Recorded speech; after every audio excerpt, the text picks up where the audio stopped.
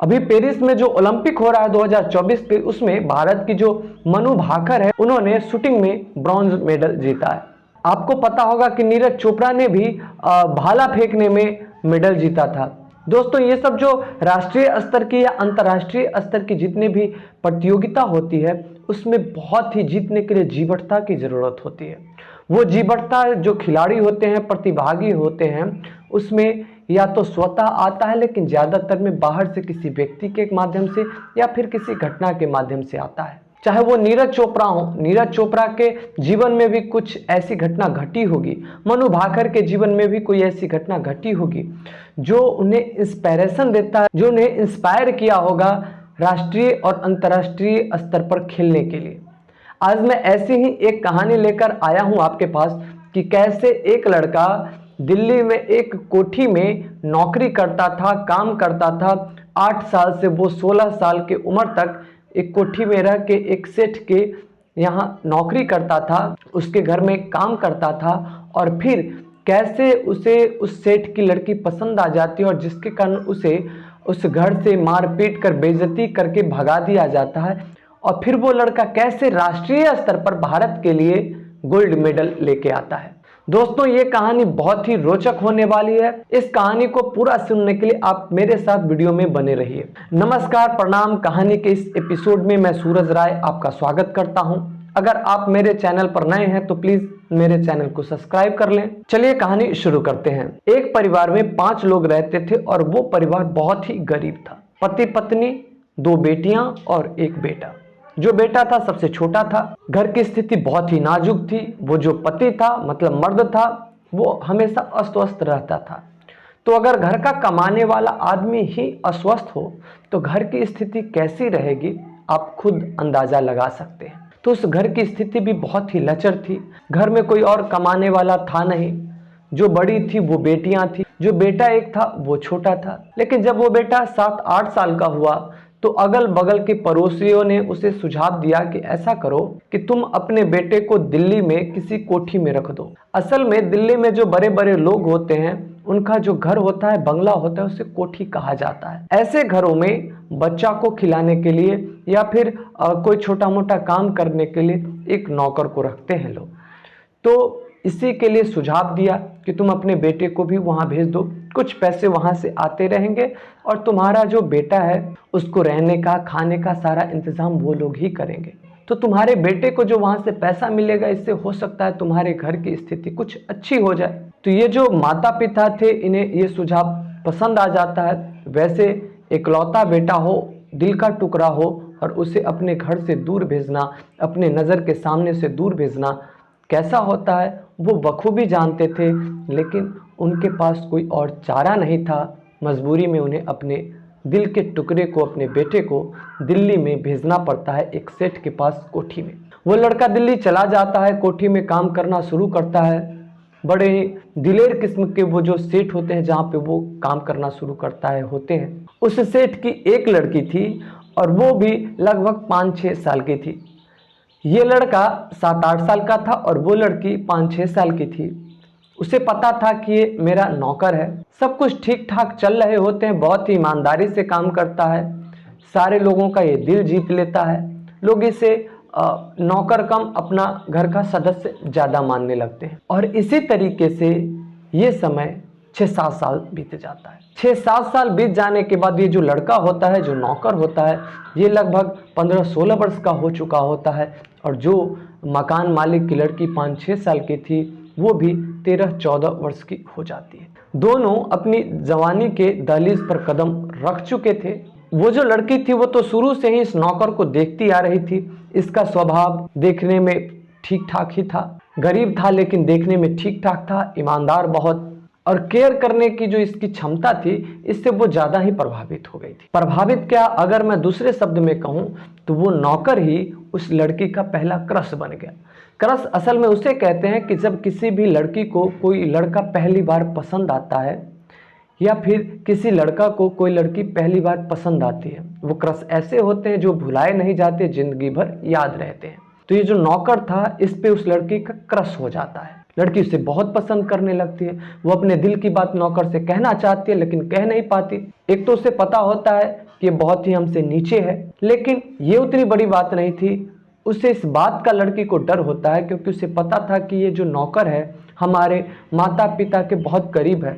अगर मैं इससे अपने दिल की बात कहूँ और अगर इसे वो बात बुरी लग गई और वो बात अगर इसने मेरे माता पिता को कह दी तो फिर ये गलत हो जाएगा, माता पिता हम पे नाराज होंगे।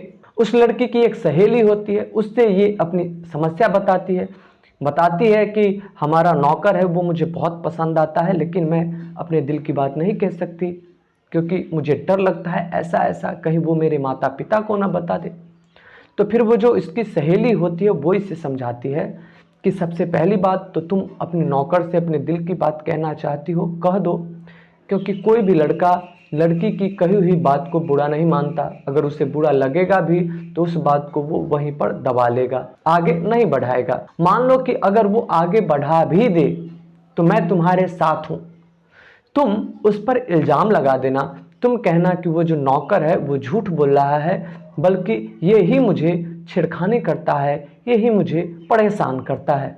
फिर लड़की कहती है कि मेरी बातों पर कौन भरोसा करेगा। तो वो सहेली समझाती है कि तुम्हारे माता पिता हैं न कि उसके, वो तो नौकर है, तुम बेटी हो, स्वाभाविक बात है कि तुम्हारे माता पिता तुम्हारी बातों पर ज़्यादा भरोसा करेंगे, उसके बातों पर कम।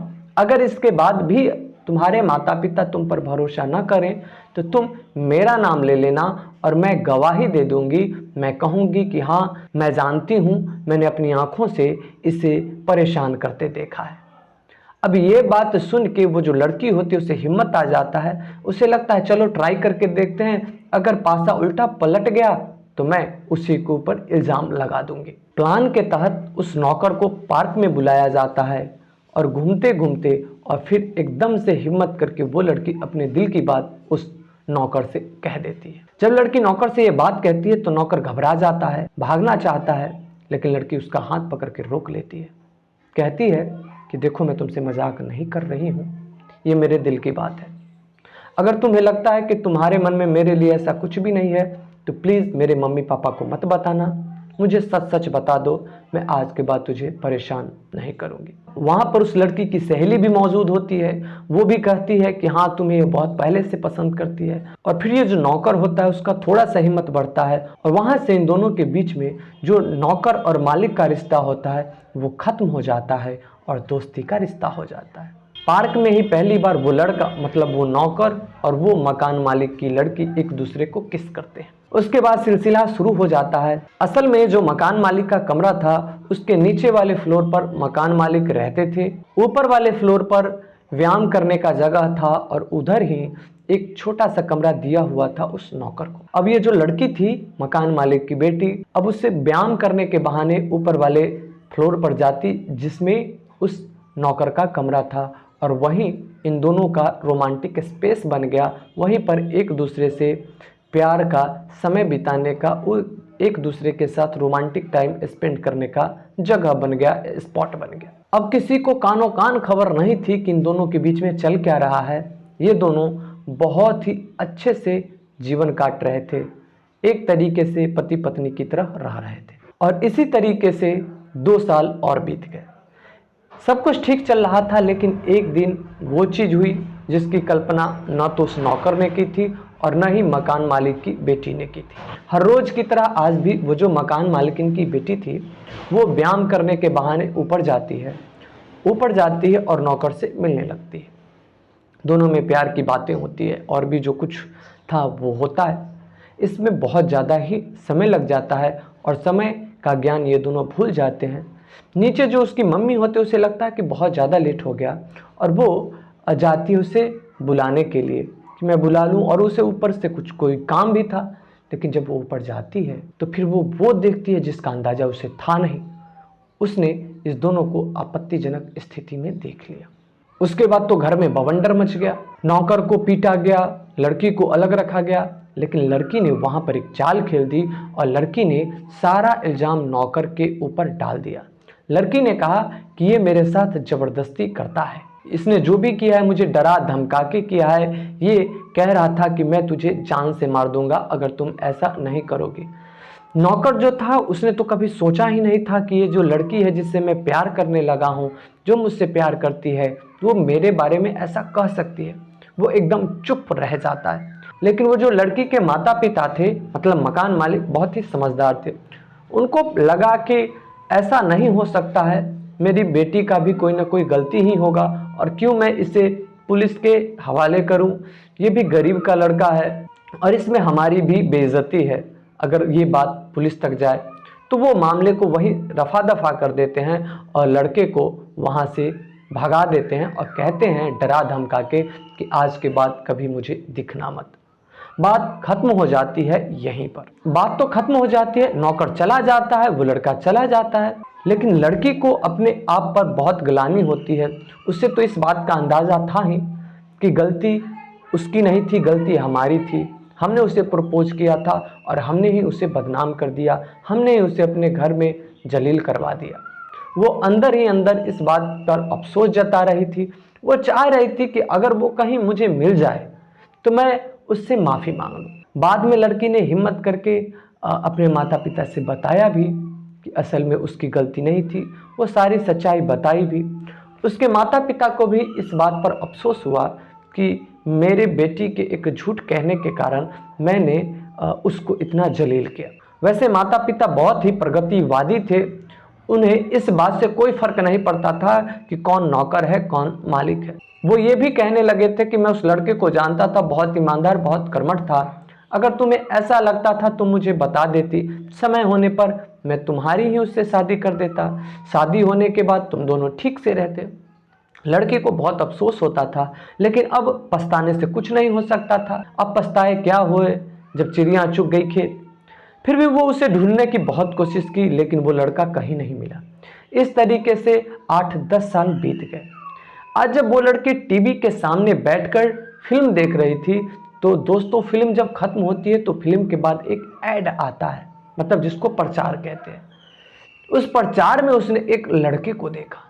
जब वो लड़के को देखी तो वो चौंक गई, क्योंकि ये लड़का वही था जो उसके यहाँ नौकरी करता था, जो उसका नौकर था। वो एकदम आश्चर्यचकित हो गई और सोचने लगी कि ये लड़का प्रचार में कैसे पहुंच गया। उसने तो उम्मीद भी न की थी कि ये लड़का इतना आगे तक पहुंच जाएगा। और उसके बाद वो मोबाइल के माध्यम से, प्रचार के माध्यम से पता करने लगी उस लड़के के बारे में और सारा डिटेल निकाला। डिटेल निकालने के बाद उसे पता चला कि वो लड़का कुछ दिन बाद दिल्ली में ही एक इवेंट में आने वाला है और वो ये बात अपने मम्मी पापा को बताती है। उसके जो मम्मी पापा थे वो खुश होते, उन्हें लगता है कि चलो एक मौका हम लोगों को भगवान ने दिया जिसमें हम लोग अपनी गलती स्वीकार कर सकें। मम्मी पापा को लगता था कि हम वहां जाएंगे और आराम से उससे हम बात कर लेंगे। उसके बारे में जब पूरा डिटेल निकाला गया था तो उसे ये भी पता चला कि ये जो लड़का है भारत के लिए गोल्ड मेडल ला चुका है ओलंपिक में। तो ये बात सुन के उनके माता पिता का भी जो सीना था गर्व से फूल गया। उन्हें भी लगा कि मैं ऐसे लड़के को जानती हूँ जिसको पूरा देश जिससे मिलना चाहता है, वो लड़का मेरे इस घर में रह के गया। वो दिन आता है जिसमें दिल्ली में उस लड़के का इवेंट होता है। ये पूरे फैमिली के साथ लड़की वहां पहुंचती है, लेकिन इन लोगों को अंदाजा भी नहीं था कि वहां पर उस लड़के से मिलने के लिए, उस लड़के को देखने के लिए इतनी भीड़ जमा होगी, वो लड़का इतना पॉपुलर हो चुका होगा। वहां पर हजारों की भीड़ थी और उस हजारों की भीड़ में ये लड़की अपने परिवार के साथ एक कोने में ही रह पाई। इतनी भीड़ थी कि वो आगे न जा पाई। लड़का आता उस इवेंट में और उसकी ऐसी दीवानगी कि लोग उसको एकदम एक झलक देखने के लिए व्याकुल थे, ललायत थे। लड़की आवाज लगाती है उस नौकर को, उस लड़के को, लेकिन वो लड़का पीछे घूमकर नहीं देखता क्योंकि उसे इस बात का अंदाजा ही नहीं। ये लोग उससे मिलने की बहुत कोशिश करते हैं लेकिन भीड़ के कारण नहीं मिल पाते और लड़का वहां से चला जाता है और जिसके कारण इन्हें फिर से लौट के अपने घर आना पड़ता है। घर आने के बाद लड़की पूरे रात जगी रहती है और अपने किए हुए पर पछतावा करती रहती है। पूरी रात सो न पाई। सुबह में थोड़ी सी आंख लगी, लेकिन जो ही 7-8 बजे उसी समय बाहर से दरवाजा खटखटाया किसी ने। ये उठकर जाकर दरवाजा खोली। जब दरवाजा खोली तो देखकर एकदम आश्चर्यचकित रह गए। सामने वही नौकर जिसने ओलंपिक में गोल्ड मेडल जीता था। उसके साथ कई सारे लोग थे, कई सारे पुलिस की गाड़ियां पीछे लगी हुई थी और उसके कई सारे बॉडीगार्ड थे। उसको देखकर ये तो खुशी से पागल हो गई, झूम उठी, चिल्लाकर अपने मम्मी पापा को बुलाया। मम्मी पापा जब देखे कि ये आया है तो फिर मम्मी पापा जल्दी से आरती लेकर उस लड़के की आरती उतारने लगे। उसके बाद वो मम्मी पापा उस लड़के से अपने दिल की बात कहने लगे कि बेटा, मैंने कभी तुम्हें गलत नहीं समझा। उस दिन तो उस तरीके की घटना हुई थी जिसके कारण मैंने तुम्हें इस तरीके से दुत्कारा, लेकिन कभी भी मैंने तुम्हें नीच दृष्टि से नहीं देखा। तो लड़का बोला, मैं आपकी उस मजबूरी को समझता हूँ, अगर मैं आपको गलत मानता तो आज मैं इस घर में आता ही नहीं। और फिर वो लड़का कहता है अपने मकान मालिक से कि जो गलती उस समय हुई उसको छोड़ दीजिए। क्या आप अपनी लड़की का हाथ मेरे हाथ में अब देंगे? क्या आपको लगता है कि अब मैं आपकी लड़की को खुश रख पाऊंगा? अगर लगता है तो प्लीज़ आप अपनी लड़की का हाथ मेरे हाथों में दे दीजिए। इस बात का तो अंदाजा ना तो लड़की को था और ना लड़की के माता पिता को था, और खुशी खुशी से सभी राजी हो जाते हैं। और फिर कुछ दिनों बाद इन दोनों की शादी बड़े ही धूमधाम से कर दी जाती है। दोस्तों, कैसी लगी आपको ये कहानी? आप हमें कमेंट करके ज़रूर बताइएगा। अगर आपको ये कहानी पसंद आई हो तो प्लीज़ इस वीडियो को लाइक कर दें, वीडियो को शेयर करें। आपने मेरे वीडियो को अंत तक देखा, इसके लिए आपका शुक्रिया।